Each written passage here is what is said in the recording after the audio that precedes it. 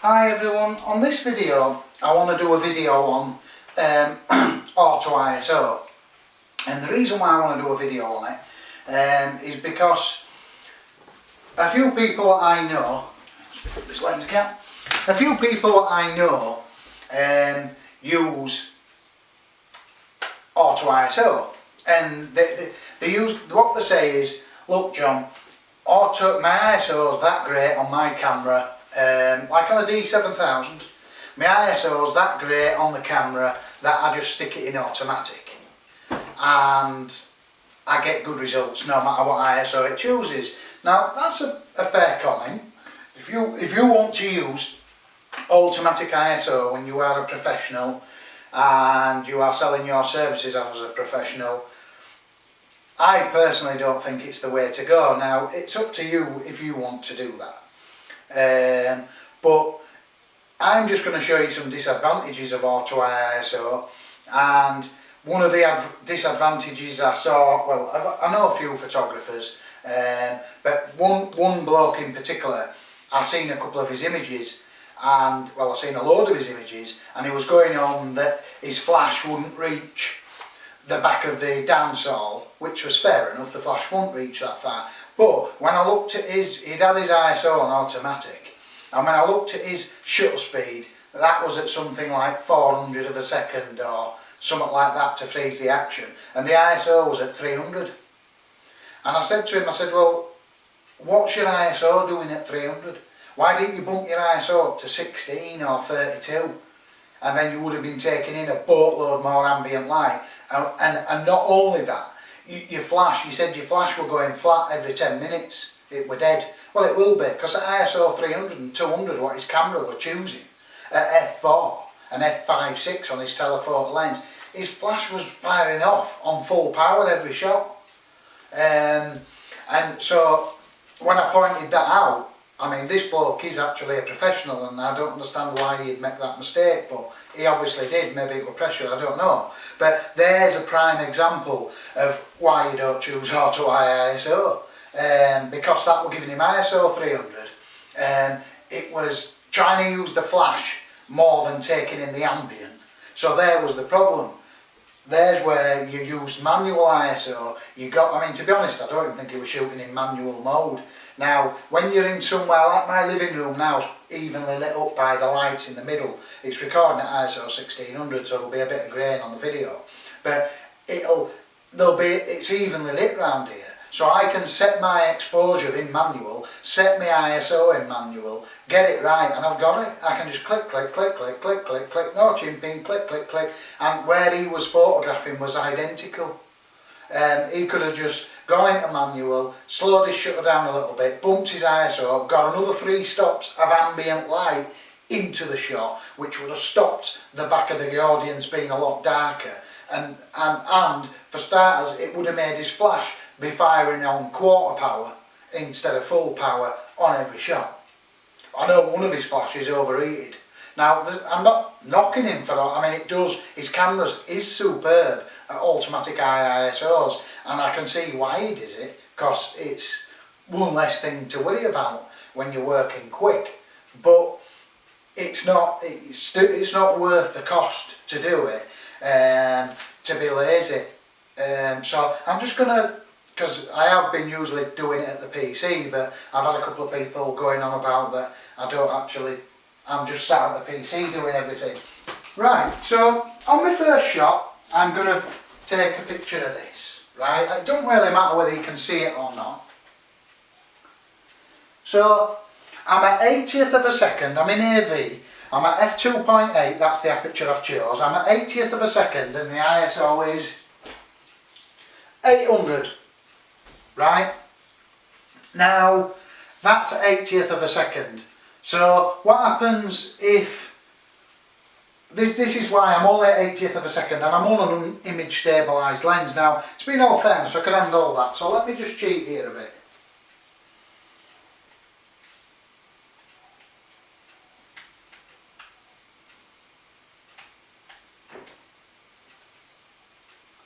Right, so I've gone to a 5.6 and it's gone to ISO 1000 at 40th of a second. Now, I can't handle that lens at 40th of a second. Well, I probably can, but what I'm trying to say is, this is where automatic ISO,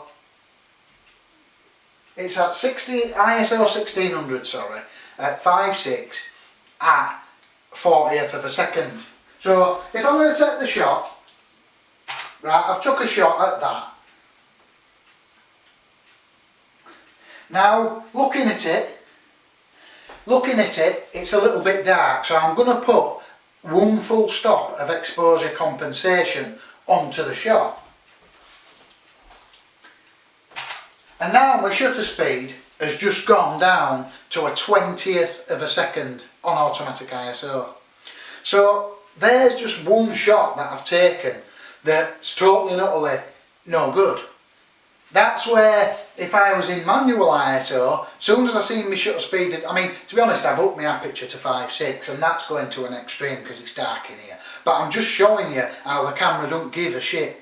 The camera will just give you whatever it wants. It's not giving you the proper ISO. Now, at 5.6, I could drop to f2.8 or f2 and my ISO would drop down. But the thing of it is, I'm just saying that I've chose 5.6 for the aperture of convenience and it's gone to a 20th of a second. Now, in all fairness, if it was a matter of life or death situation, I wouldn't take that 20th of a second. I'd at least double my ISO to 3200.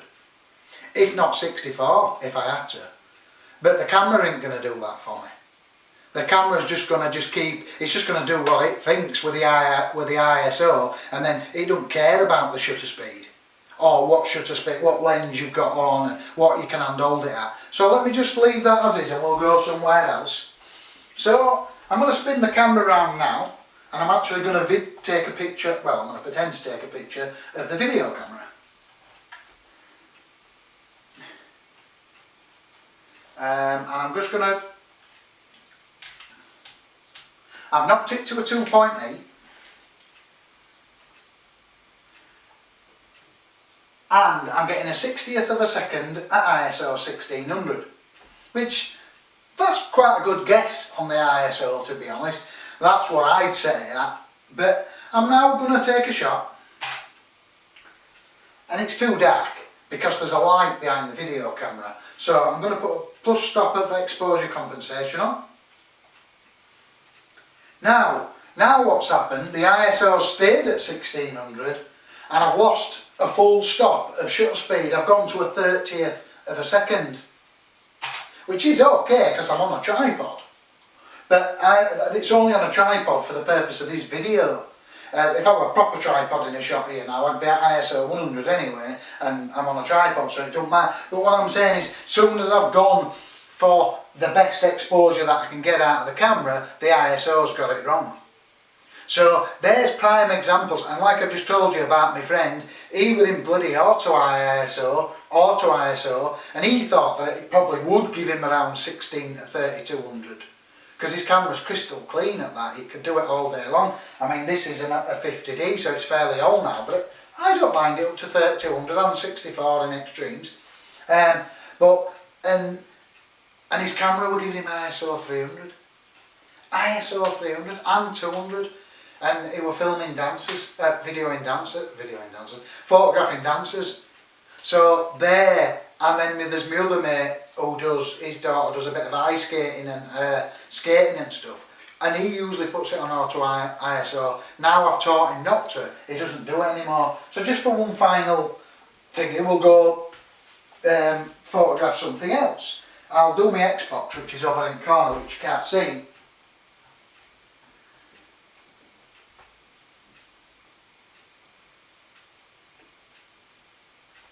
Right, so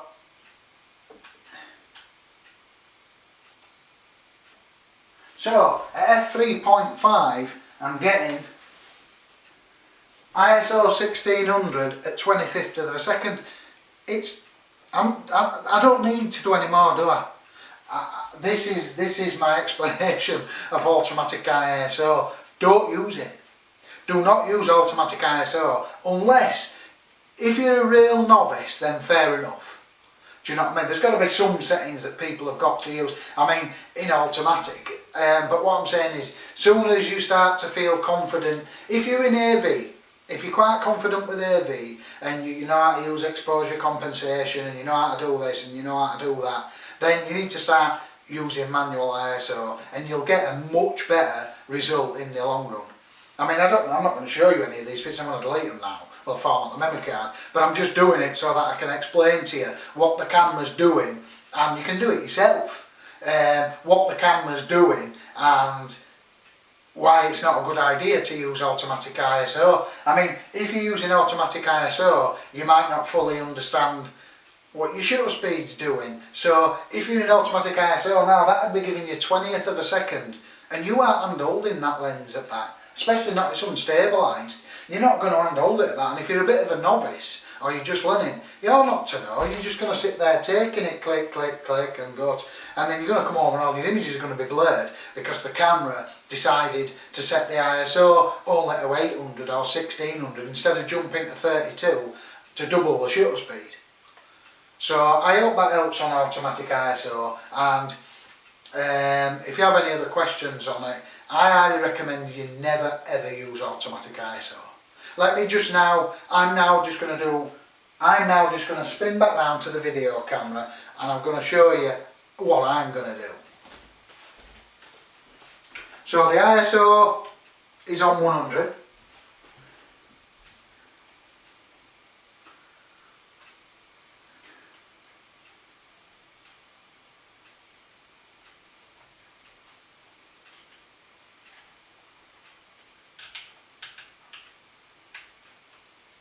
So at F2, I'm at F2 and I'm getting a 1/6 of a second at ISO 100, which I would never start in this low light me at ISO 100. I'd have stuck it at 16 as soon as I walked into this room, but I've started at 100 for the sake of the video. So let me just go straight to 800.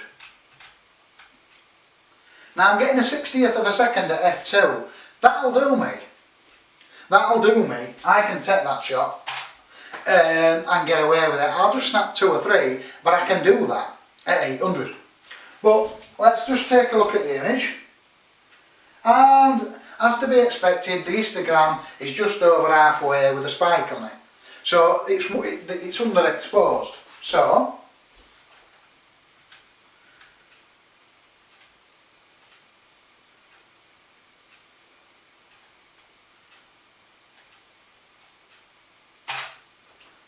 So basically I've still shot at 60th of a second as I did before, but I've doubled the ISO and I've overexposed the image a full stop.